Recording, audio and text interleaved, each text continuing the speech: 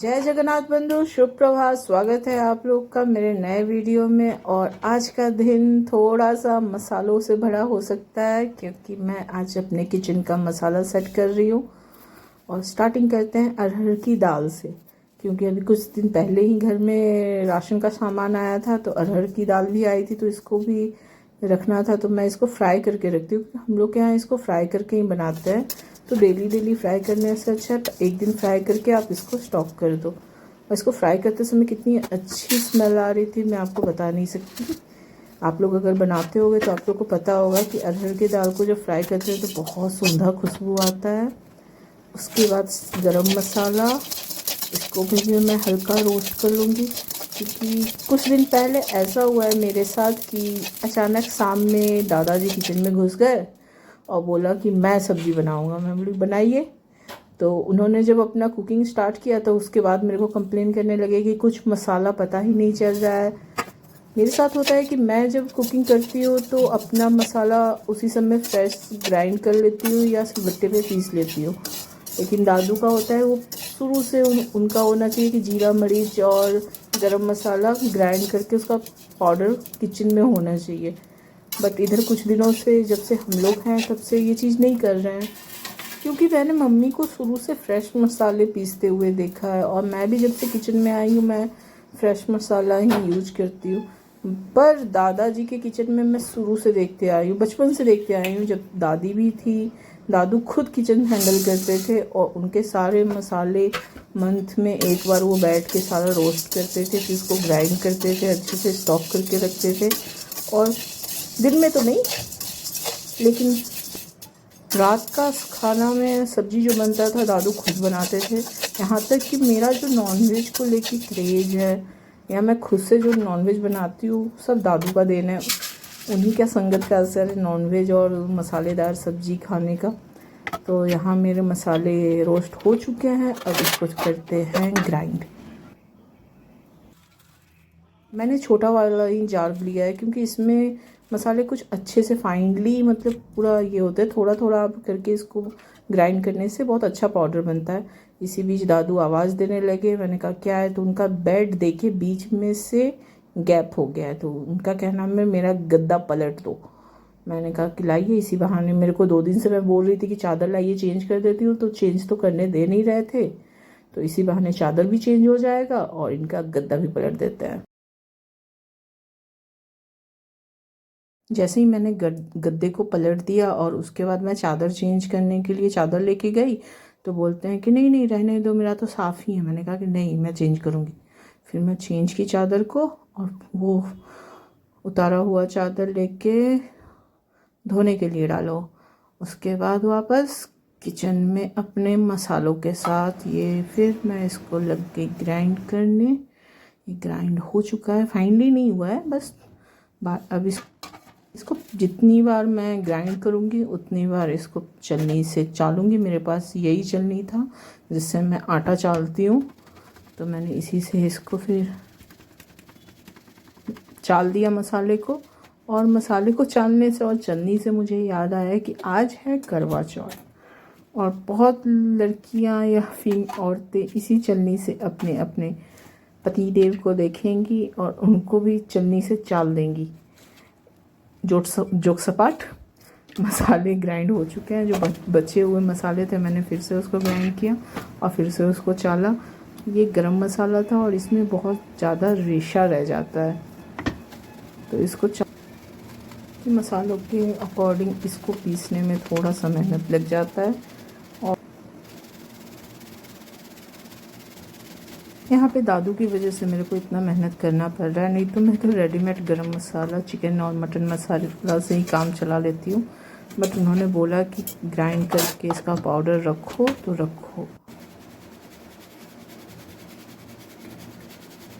जहाँ तक हम लोग दादू को जानते हैं कि अगर मैं इसको आज नहीं करती तो वो कल खुद लेके बैठ जाते गरम करके इसको ग्राइंड करने, और उनका मसाला वो खुद रेडी करते। उससे अच्छा है कि मैं ही कर लेती हूँ। को चालने के बाद जो इसका मोटा हिस्सा बचेगा मैंने उसको फिर से गरम किया, क्योंकि इस बार मेरे को लग रहा था कि इसको फिर से अगर थोड़ा सा गरम कर दूँगी तो ये फाइनली ग्राइंड हो जाएगा। तो मैंने वही किया इसके साथ। मैं काम में तो लग गई थी, लेकिन मैं भूल गई थी कि मेरे नाक कुछ ज़्यादा ही सेंसिटिव है कि यहाँ मैंने मसाले ग्राइंड करना और ये करना स्टार्ट किया और वहाँ मेरे नाक में हल्का हल्का ईचिंग स्टार्ट हो गया। मेरे साथ यही प्रॉब्लम है कि मैं जब मार्केट भी जाती हूँ तो मसाले वाले मंडी में मैं नहीं जाती, क्योंकि मेरे नाक से फिर मेरे को छींक आना शुरू हो जाता है और बहुत गंदा छींक आना स्टार्ट होता है, वो बंद ही नहीं होता। अभी तो 1-2 छींक ही आया था अभी तो बाकी मसाले भी बचे हुए हैं। और मैं अपने डिसीजन में फेल नहीं हुई। इसको गरम करके जब मैंने ग्राइंड किया तो इसका टोटल मतलब थोड़ा सा ही हिस्सा बचा, नहीं तो पूरा अच्छे से पाउडर बन गया।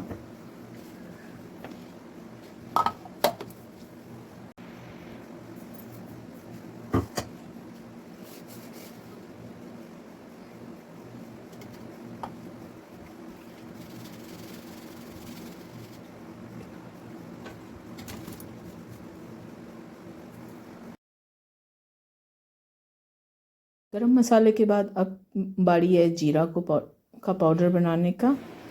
तो इस बहुत ज़्यादा ही जीरा था, तो मैं सारे जीरे को नहीं पीसूँगी, मैं बस थोड़ा सा ही ग्राइंड करूँगी। उतना ही पाउडर बनाऊँगी जितना दादू यूज कर सके अपने सब्जियों में, क्योंकि मेरे को अंदाज़ा नहीं होता है। मेरे को खड़ा जीरा चाहिए होता है मसाले में, उससे मेरे को आइडिया मिलता है कि मैं कितना मसाला मैं जीरा डाल सकती हूँ। और जीरा के साथ एक इशू हो रहा था कि मैं जब इसको ग्राइंड कर रही थी तो ये इसका ऑयल छोड़ रहा था, वो चिपक जा रहा था आपस में। ये भी अच्छे से पाउडर बन गया। और जीरा का पाउडर बनाने से मेरा भी एक फ़ायदा है कि मैं इसको गर्म पानी में मॉर्निंग में ले सकती हूँ, और मेरे पास कोई बात नहीं है। अब जीरा के ऊपर मैं ज़्यादा ज्ञान नहीं दे सकती, क्योंकि मेरे पास खुद नहीं है इतना ज्ञान। जीरा का पाउडर यहाँ बन चुका है और इसको भी अच्छे से चाल लेते हैं। चालने के बाद इसको भी 1-2 बार मेरे को ग्राइंड करना पड़ गया। ग्राइंड करने के बाद मेरे को जो छींक की लहर आ रही थी, मैं बता नहीं सकती आप लोगों को कि कितना मैं छींक रही थी। और उससे ज़्यादा गोलकी के साथ हुआ मेरा। गोलकी को जब मैंने इसको ग्राइंड किया और छींक का जो टर्न बाई टर्न जो छींक आ रहा था, मैं बैठ के छींकना शुरू कर दी। मैंने सोचा कि क्यों नहीं मैंने छोड़ दिया इसको, दादू को ही करने देती। फिर भी अब हाथ लगा चुके थे काम में, तो भैया काम तो कंप्लीट करना है, तो इसको कंप्लीट कर चुकी हूँ मैं। सारे मसाले मेरे ग्राइंड हो चुके हैं और मैं इसको अच्छे से चाल के अब रख दूँगी। मसाले ग्राइंड करते करते मैं सोच रही थी कि अब मैं दादू को बोलूँगी इवनिंग में सब्ज़ी बनाने के लिए। बोलूँगी कि अब तो आपका मसाला रेडी हो गया, अब बनाइए रात का खाना मतलब सब्ज़ी। अब डेली रात में दादू के हाथ की सब्ज़ी बनेगी, कुछ ना कुछ तो उनसे मैं बनवाने वाली हूँ। मसाले सारे अच्छे से ग्राइंड हो चुके हैं और मसाले ग्राइंड करने के बाद दादू का आवाज़ आ रहा था, गेट बंद कर लो। मैंने कहा ठीक है, आप कितने देर में आओगे? तो थोड़ी देर में। फिर गेट लॉक किया मैं, फिर मैं किचन में आ गई उसको मसालों को सेट करने, क्योंकि किचन के बाकी मसाले को भी रिफ़िल करना था मुझे। तो मैंने कहा कि आज ही कर लेती हूँ सबको। उसके साथ साथ मैं छींकी जा रही थी और करना तो है भाई। अब आप इतना सेंसिटिव बन के रहोगे तो किचन में काम कैसे करोगे। मैंने एक जैसे 2 जार जो शायद पिकल्स के थे या जैम के थे, मुझे इतना पता नहीं है, पिकल्स के ही होंगे, दोनों में जीरा मरीच को पैक किया और दोनों को अच्छे से रख दिया। उसके बाद आई बारी गरम मसाले की, क्योंकि इसको नीचे रखना था, क्योंकि दादू को पता चले कि हाँ मैंने गरम मसाला ग्राइंड किया है। अब एक बार उनको बता दूंगी कि इस जार में ये है, इस जार में ये है, उनको पता चल जाएगा। और ये बाकी का जीरा जो बचा हुआ था उसको भी मैंने डाल दिया डब्बे में, गोलकी को भी डाल दिया। एक हाथ से डाल रही थी, नहीं बन रहा था डालने में यार, तो एक बार में मैंने उसको पलट दिया डब्बे में। उसके बाद बारी आती है हल्दी की। अब बाकी कल मैंने सारे डब्बे खाली करके धोए थे, तो सारे डब्बे सूख चुके थे अच्छे से। इसमें अच्छे से हवा लगा था। और इसको करते हैं रीफिल। मिर्च को जब मैंने कट किया और मैं इसको जब डब्बे में डाल रही थी, पता नहीं अचानक मेरे हाथों में ईचिंग स्टार्ट हो गई और धीरे धीरे पूरा बॉडी में ईचिंग होना स्टार्ट हो गया। चीनी में ऐसा मम्मी लौंग डालती है, क्योंकि चीनी में लौंग डालने से चीटी नहीं लगता है। और जिन चीज़ों में चीटी लगता है या लगती है, उसमें अगर आप लौंग डाल देते हो तो वो चीटी फिर नहीं लगेगी उसमें, वो उससे दूर हट के रहेगी।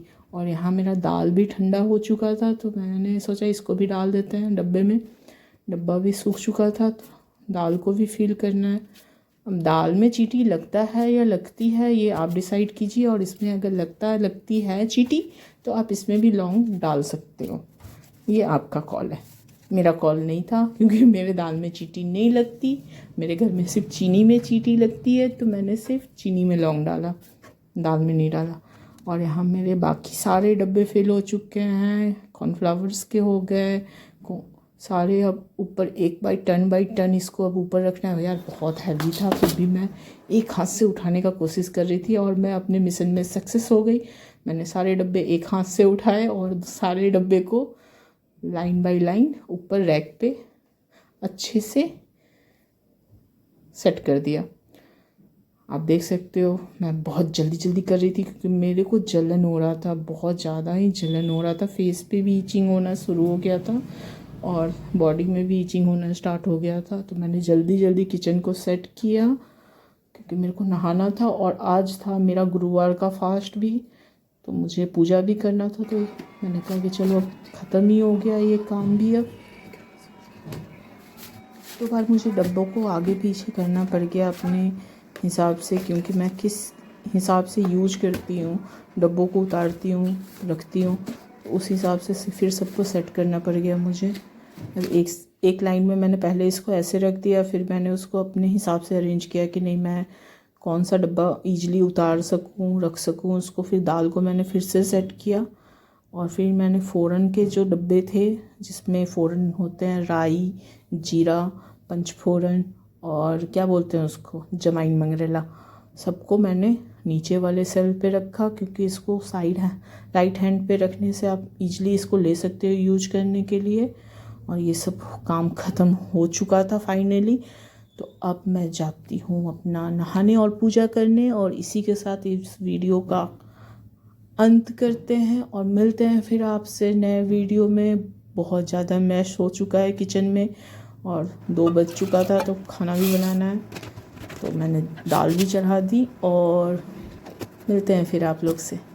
बाय बाय, अपना ख्याल रखिएगा और कमेंट्स में बताइएगा कि मेरे व्लॉग्स आपको कैसे लगते हैं। अच्छे कमेंट्स ही कीजिएगा प्लीज़, नहीं तो मेरा दिल टूट जाएगा।